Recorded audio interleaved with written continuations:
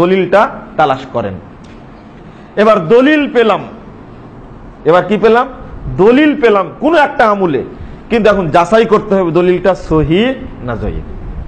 2 নম্বরে আসেন, যদি সহিহ জয়ীফ যাচাই করতে যাই তাহলে দেখা যাবে যে সমাজে অসংখ্য জাল হাদিস, অসংখ্য জয়ীফ হাদিস চালু আছে, দেখার কেউ নেই। আপনাকে এবং আমাকে অবশ্যই খেয়াল রাখতে হবে যে শরীয়ত মানতে গিয়ে কোনো জয়ীফ এবং জাল হাদিস যেন না ঢুকে যায়।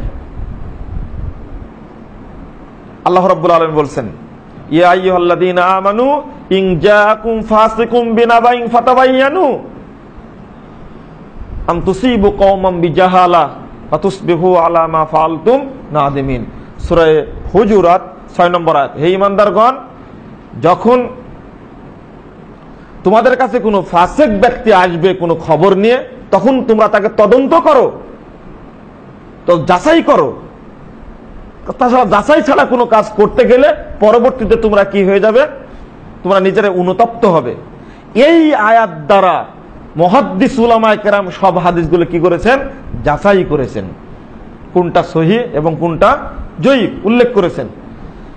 রাসূলুল্লাহ সাল্লাল্লাহু আলাইহি ওয়াসাল্লাম, দেখেন প্রথম একটা জিনিস মনে রাখবেন যে শরীয়ত যখন বলেছি হাদিসটা জয়ীফ, জয়ীফ শব্দের অর্থ কি? দুর্বল।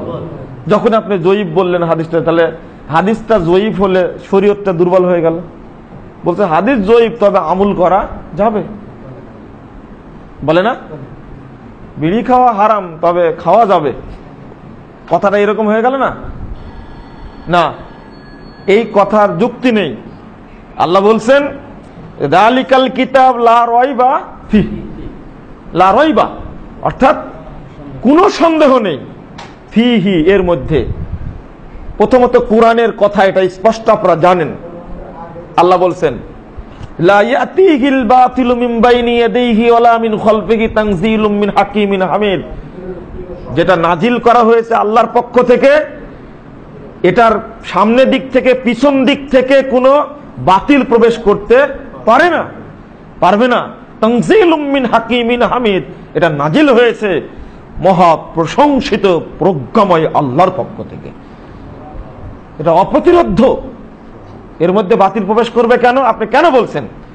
মুহাম্মদুর রাসূলুল্লাহ সাল্লাল্লাহু আলাইহি ওয়াসাল্লাম গর্জে উঠে বলছেন সাহাবীদেরকে, তোমরা তাওরাত পড়ছো আমার সামনে, ওয়াকাদ জিতুকুম বিহা বাইদাআন নাকিয়্যা, আমি তোমাদের কাছে নিয়ে এসেছি যে বিধান বাইদা, একেবারে উজ্জ্বল, একেবারে জাজল্যমান।